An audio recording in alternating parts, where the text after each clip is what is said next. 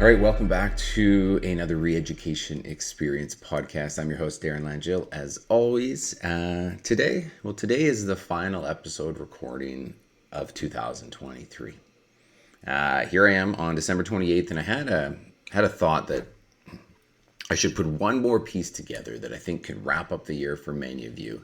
I know you're probably listening to people's podcasts all over about the year in review recaps and the best things I learned and et cetera and et cetera. And these are always some of my favorite. And I've done that in the past. But what I'm not going to do today is go through all the episodes. I'm actually going to go through something that I believe is even more relevant to you than that. And if you're listening to this, there is going to be a YouTube version of this one as well, because I do have my screen share open, and I like to doodle through this concept a little bit so that I can better explain things about what I'm going to go through. If you've been listening and been watching my social media recently, you noticed that I put together a 5-day challenge. I called it the Reframe Your Real Estate Business Challenge. And the reason I did this was to give everybody who took part, and thank you for everybody who did. There was well over 200 people that registered for it, and it was a lot of fun to bring this content forward. It was the first time I brought this level of content outside of my number one producing real estate team, Redline Real Estate, and kind of gave it away for the first time. And I want to summarize that 5-day challenge today. I'm running through this, and I'm not sure exactly how long it's going to take. If you're listening to this while you're on the go, well, do so, but then maybe go back and listen to it and put your notepad out and maybe go to the YouTube version and see if you can kind of get some takeaways from this. And that the hope by doing this in this condensed format is to give you something to step right into 2024. I polled my Redline agents at the end of the year, as I always do, and I asked them a bunch of questions. And one of them is always, are we looking to grow our income this year? Are you looking to stay the same? Or maybe are you looking to pull back? And like many of you, it's a 100% of the people want to grow. So I'm assuming you listening who are in podcast land are also of that age, so of that agent type. So I'm going to recap those 5 days. That was 5 hours, maybe about 6 hours total of work. That 6 hours, I actually did 14 60 to 90 minute keynotes condensed into those 5 days that I had brought my own Redline agents through. So this is really chunked down and micro summarized for you. So I really hope you enjoy this. So let's get into it. You can see on the screen, I'm going to walk through what I believe is the most important things for us. When I brought my agents in this September, I introduced this concept of the 2 C's. The 2 C's that we all need for our business. And what those are is, number one, clarity. We need absolute clarity in this business. The second one is constraint, right? The 2 C's for our business are what can push us towards true execution. I don't coach for the sake of hearing my own voice. I coach and I support to build better realtors. And how to do that, I've been mumbling and fumbling through 18 years, hundreds of thousands of dollars invested, and hundreds and hundreds of thousands of hours invested into building materials for myself to build my career as well as my super team. So clarity and constraint. Clarity because, well, geez, if you're listening to this, there's a lot of ways to build this business, isn't there? There's a lot of ways you could deploy your energy. There's a lot of resources you could take on. There's a lot of strategies you could deploy. But it's like, this thing is so overwhelming. Us as realtors, we are marketers, administrators, salespeople. We are analytics. You know, we're supposed to be tech support. We're customer relations. We're human resources. We're all of these things, correct? And so we need to define clarity about the real estate business in a way that can give us clear direction. Okay, I'm going to talk about that. The second one is constraint, right? Constraint is, well, among all of these choices, we can't do it all. In my career, I've done this many times where I've gone an inch deep, but like a mile wide, and I could never really feel like I was moving things forward. I've learned to constrain things heavily in my business, and that drives such growth. And and reduces anxiety and reduces the stress about building this business. So these are the two things I want to talk to you about first off. So clarity, clarity, clarity, clarity. I've developed what I believe is this real estate agent cycle of life. And if you followed my content in the past, or if you've been to any of the keynotes I've had a chance to speak to, I speak to this often and I coach to it in every single session, because what I've done is, over the 18 years of my business, I've defined the real estate agent's cycle of life down to four key phases. Four key phases. Seed, then it goes to nurture, then it goes to the harvest, then it goes to, obviously I typed this wrong, goes to regrowth. And that is our cycle of life. No matter where we find ourselves in this business, one of these four phases is what your business needs the most. And that's where I talk about clarity again. My old coach, John Chaplak, he's a coach to the mega teams out there. He speaks about tiny hinges swinging big doors, right? If you go to a big fancy hotel, you see these big grand doors, but you can look that there's 3, maybe 4 little hinges holding this giant behemoth of a door that opens you up to this incredible place. Well, our business is the same way. There's always a tiny hinge that we need, which is the linchpin, the thing that opens up the door to the next round of changes for our business. It's not everything. So in my case, I built this 4-phase framework. Seed is the art of lead generation. This is the art of creating new real estate conversations in your business. As you hear this, and you don't even know the other 4 phases yet, are you consistently generating leads? Is that the biggest problem for you? I'd say 80% of the agents listening to this, that is still the problem, whether it's 5 years in, 10 years in, or you're in the first year of this business for you. If that's the case, the rest doesn't matter. You can learn those skills as you go. Maybe it's not. Maybe it's nurture. Nurture is the art of the conversion. See, we take the real estate conversation you had in the seed exercises, and now you have to convert them forward. Converting them to clients, converting them to a long-term database. So really the goal of nurture is simply, are you furthering the relationship with the people you've gotten the contacts with? That's the whole goal. Phase 2, further relationships. Phase 1, have a new conversation. Phase 3 is when we think about actually realtoring for the first time, and this is the harvest. The harvest here, this is the art of the client success story. This is the client journey. This is working with buyers, working with sellers. And the goal in the harvest is pretty simple, is to succeed at the intent they hired you for, to successfully have a sale or a purchase, or maybe both, right? And there's an art form to that. When you're listing, you can think about all the things that go into your listing presentation, to your marketing, the client experience. Are you ahead of the questions? Are you reacting to the questions? The client experience side of things comes to play. That's the harvest. The 4th one is regrowth. You've successfully sold in the harvest. Now what do? Do you start right over? Do you utilize that sale to monetize more? So the regrowth is the art of creating a momentum machine in your business. And by doing that is monetizing your successful sale into another. See, one of these phases is where you should be deploying your energy in your first quarter of the year. We don't need to build the whole business. We need to focus on which one is for you. And this is why I push so hard to develop the word clarity. Now, the second part of this is constraint. Because there's so many ways to build this business, we need to constrain ourselves. And there's actually scientifically backed studies now that says that when we constrain ourselves, the creativity and the execution drives forward. It's the opposite of what you'd think. I don't want to be shackled down. I want to be free to build. I won't want to fit within this box. Well, actually what happens is when you don't do that, you're kind of constantly treading water, constantly spinning your wheels like a hamster in this overwhelming business. So constraint is needed to give yourselves that shackling. And that shackling pulls out the real you. And when I talk about constraint, this is all about building and becoming the agent that you've always wanted to be, right? Not by default.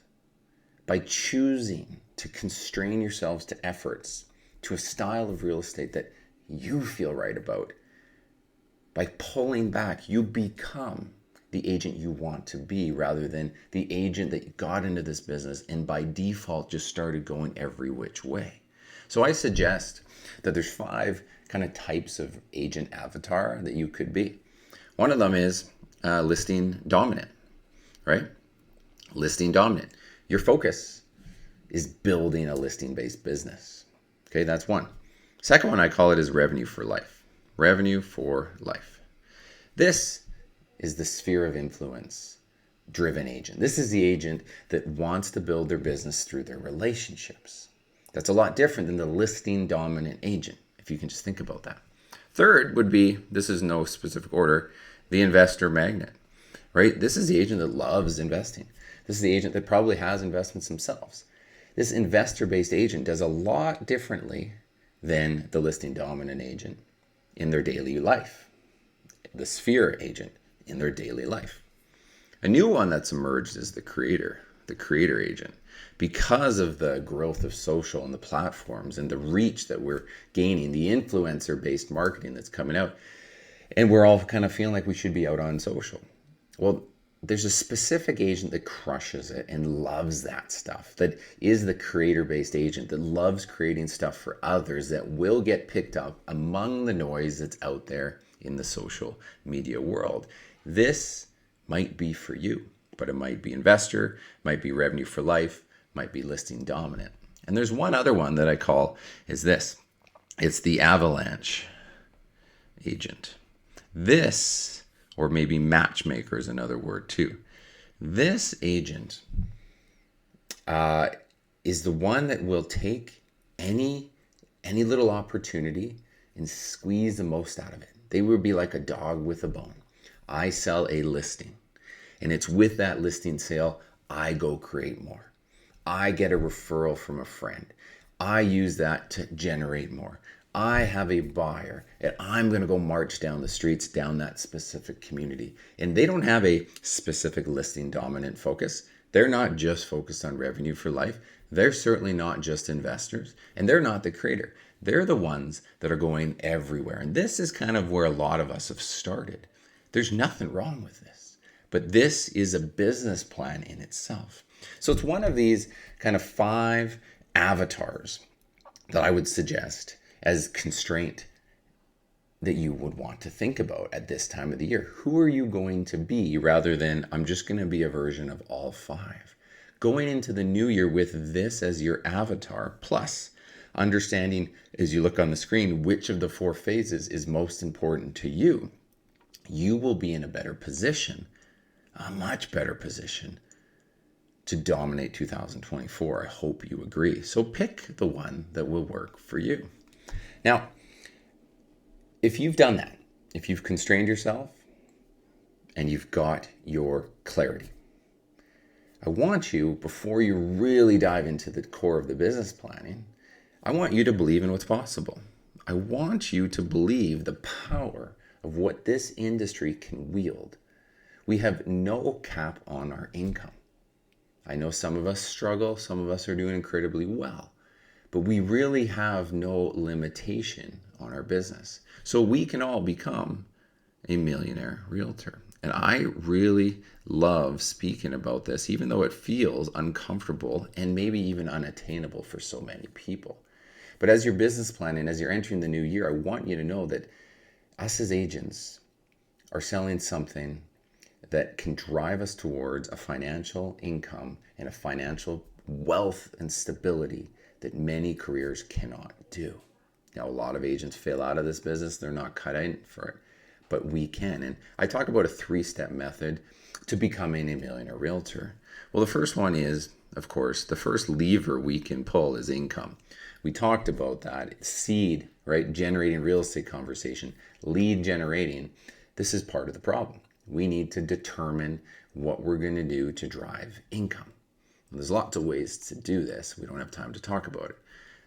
The second part of becoming a real millionaire realtor, and at this time of the year is something worthy of discussion, is your expense management. You cannot likely just focus only on income and not on your expenses if you hope to build a path toward millionaire status. See, not every one of you listening is a top 1% agent or never will be. There's many of you on this call that are going to happily sit between top 5 and top 10%, making 100 to 200K a year. And this millionaire realtor status is possible for you, not just the high income earners. If you're already that $500,000 agent per year, you already know it's there. You've already achieved this. But for most people, 85 to 90% of the agents who will never be in those top tier statuses can hit this threshold. So this income, right, plus your expenses, this is going to determine something that I'd like to speak about is your net free cash flow. It's your net free cash flow as a business and as a household that will drive you towards wealth. You guys understand that? If you spend everything you make, there's no net free cash flow. If you've adjusted your expenses and increased your income, you're going to create more net free cash flow per month, per year. And it's with that net free cash flow, you have the opportunity to become a millionaire realtor. And it's this concept I want everybody to realize. So when you have this, what do you do with it? Well, that's where assets come into play, right? And for me, assets are all about the number of assets, i.e., like the value that I have, and then time in the market. So that plus time in market is what's going to build the wealth. Many people, the wealthiest of the world, they talk about not just making an income. They talk about making an income, managing expenses to drive net free cash flow, to create assets in your life, and that over time, let time do its thing with compounding interest. That combination is what can make you, and every one of you listening to this, a millionaire realtor. And as you're business planning, I really suggest you believe this for one. You believe this for one. And you build a plan around income, expense management, and getting excited about creating net free cash flow so that you and I could be sitting here a year from now discussing the asset value that you've created for your family. All right. So at this point, we have talked, right? We've talked about constraint, the clarity, constraint, and we've talked about the belief, right? I believe within these three things, clarity for our business, the constraints for who we're going to be, the belief that we can do something bigger than you thought, it prepares us. It properly prepares us to create a dominant business plan, right? Many of us have business planned and you've never really used it to drive forward. Well, maybe the business plan wasn't the problem. It was the clarity that you didn't have, the constraint you never placed, and this belief that there was something bigger possible. And it's that belief for something bigger that I believe can pull you forward. And then when you're ready to create your dominant business plan, you're more excited and you're more dialed in than ever before. So on the fifth day, actually, I should go back. When we are preparing to make a dominant business plan, and you've got to that place, the most important thing that we can think about before the action steps is that I shared this concept that agents have fallen in love with the wrong thing. And if you are a believer, you've got the right constraints and you've got the clarity for your business. And I'm telling you, fall in love with the thing. You're falling in love with what I call is the lagging indicators, right? It's business planning season. So it's really easy for us to talk about things like, I'm going to make 100K. I'm going to make 200K for the first time. I'm going to make $500,000. My goal this year in our team is to make $1 million, right? I'm going to sell 2 homes a month. I'm going to sell 50 homes this year. And these are all lagging based indicators. We're falling in love with the wrong thing. My suggestion for us is we flip the script and we fall in love with the right thing. It's the leading indicators that gets us there. The leading indicators that are going to get us there. And what that is back to that first phase of the cycle. Real estate conversations. However you create them in your beautiful business plan between the seed, the nurture, the harvest, and the regrowth. It's the leading indicator in falling in love with tracking your outbound and inbound efforts that are allowing you to have those. Not just tracking what your brokerage could send you, which is how many listings you sold, how much money you made. In advance of that is where you should be focusing. And so we want you to flip the script so that you're ready to use everything we've talked about so far.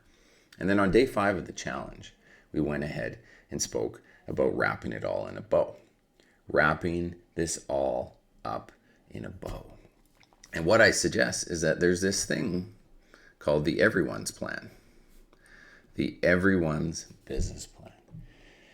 No matter who you are and where you're listening, to what experience level, there's money being left on the table if these 3 things aren't handled. First one is sphere of influence mastery.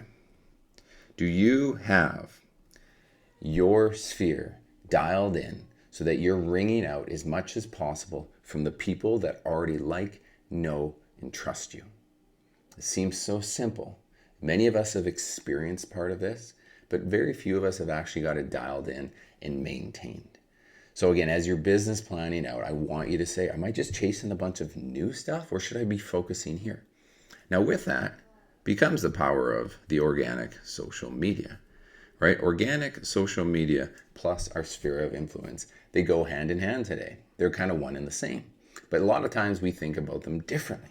We think about 2 different things, but I want you to pull these 2 together. Sphere of influence mastery with organic social media. Those 2 things, what is your plan for both? And then the third one is what are you doing with your active and sold business? This is what's happening already. If you've got your sphere dialed in, your organic social media dialed in, the easy people aren't slipping through the cracks. Now, the next easiest path to income is within our active business, buyers and listings, and our sold business. What are you doing for your business plan to make more based on that walking proof of success? This is where agents really should slow down to say, what's my path of least resistance to income? That's the everyone's plan. Sphere, social, active, and sold. Of course, if your business is bigger than that and you feel like you have that dialed in, well, that's when I suggest you go find that next lead source and then you go from there. Right? Like out in nature, if you think about the harvest, the seed, the nurture, the regrowth, that phase, that cycle, something controls all of that, right? That's Mother Nature, right? Mother Nature herself manages that cycle out there in the fields, the nurturing, the nutrients, the rain, the sun, the cycles, the snow, the regrowth, the cooling of the temperatures, all that is managed by Mother Nature. Well, for us in this business, that is a phase as well. If you're following me so far and you're getting some clarity around this 5-day kind of summary challenge, Mother Nature for you needs to be how you're going to get all of this achieved. What is it on the daily? What is it on the weekly? What is it on the monthly? That's going to keep you within the plan. See, we're humans. We can easily shift and diverge and fall off the path, but we need something to bring us back. And that's what Mother Nature is for us. For mine, I shared this in the challenge. I use a concept called the 90-day year. I don't have time, of course, to go through this, but this 90-day year concept is if, again, we go back to the fact that we're building a business around the agent you want to be, the avatar, the listing dominant agent, per se, right? Who needs to focus on seed. So we've really constrained the business down to two key things. And with that, we're going to decide what are the leading indicators that I need to achieve to hit our numbers. Well, in the 90-day year, the concept is, well, you only have 12 weeks ahead of you. Let's make a plan for the next 12 weeks. Why 12 weeks? Well, because it's a shorter horizon. It's a long enough period to get something done and see results. But it's not so long that we're making a plan on something that we are building assumptions off of assumptions off of assumptions. I know if I open up my calendar, and you too, you could plan out this week, next week, the big week beyond, and by about the 12th week, that's about as fuzzy as it will be. So let's stay within this concept to say, I'm going to challenge myself to focus on my specific phase. I'm going to build the avatar I am, and with the leading indicators that I know are most important for my business right now. And let's do it with a little bit of healthy urgency under a 90-day calendar rather than a 365-day one that lets you off the hook. So everybody, this was what I walked everybody through in the 5-day challenge. Again, each one of these topics is honestly a 60-minute to 75-minute workshop / keynote. But I'm hoping by wrapping it all together here for you, it kind of gives you something to listen to focus on. If you believe, again, that I can be of help for your business, just reach out, ping me on Instagram, or drop me a message. And I'd love to chat with you on how some of my courses could support this concept for you, or even some one-on-one coaching. Anyways, I wish you all the best here on the end of 2023. It's been a pleasure serving you once again, and I look forward to continuing the podcast in 2024.